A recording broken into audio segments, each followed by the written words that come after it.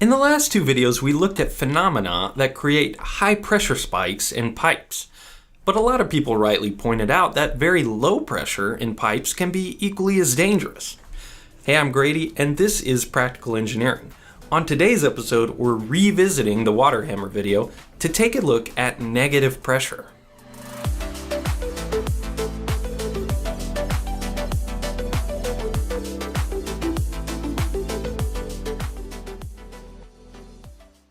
If you watch the water hammer video I made a few months back, you'll know that slamming a valve shut on a flowing pipe can cause a huge spike in pressure.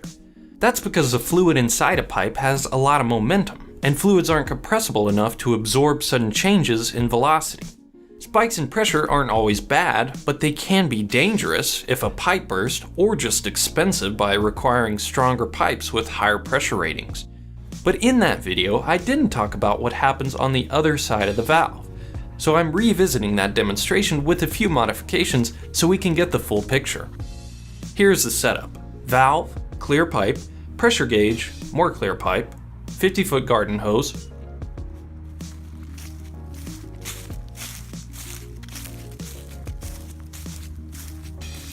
tree. The tree's not really important, but I don't want anyone to think I'm wasting the water.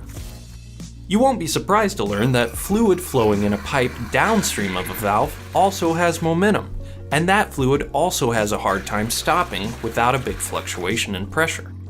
But unlike upstream, where the momentum is carrying the fluid toward the valve, on the downstream side, the fluid is trying to flow away from it, so the spike in pressure is negative. In other words, it creates a vacuum. You may have noticed something different about this pressure gauge. It only measures pressures that are below atmospheric. It's a vacuum gauge. Watch what happens when I slam this valve shut. We get a very strong vacuum in the pipe downstream of the valve. The momentum of the fluid in the water hose is pulling away from the valve. That fluid tension sharply lowers the pressure in the pipe.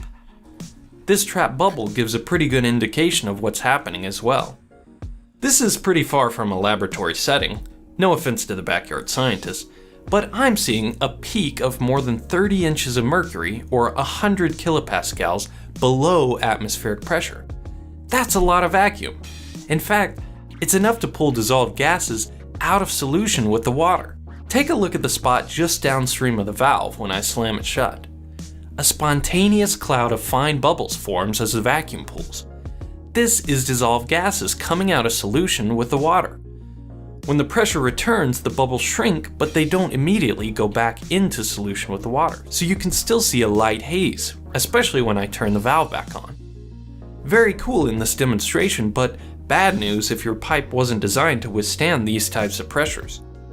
Just like positive pressure spikes from water hammer, this phenomenon has caused numerous failures of pipe systems from implosions due to vacuum.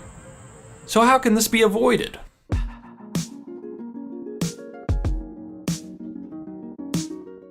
If the risk of failure is significant, like for very large pipelines or costly equipment, engineers will specify vacuum relief valves that will allow air into the pipe if the pressure gets too low, reducing the vacuum to protect the equipment.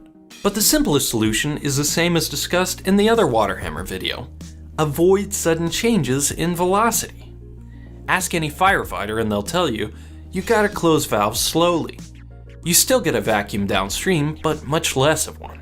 I hope you like this quick follow-up. Thank you for watching, and let me know what you think. By the way, this video is sponsored by viewers like you.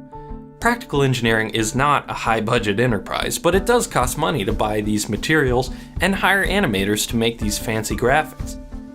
These are the folks making this channel possible through Patreon, and I just want to give them a big thanks for giving me the coolest hobby ever.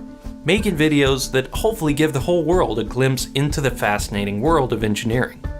I've got a lot of exciting projects planned for 2018, so make sure you subscribe to the channel if you haven't already. Thank you for watching, and let me know what you think.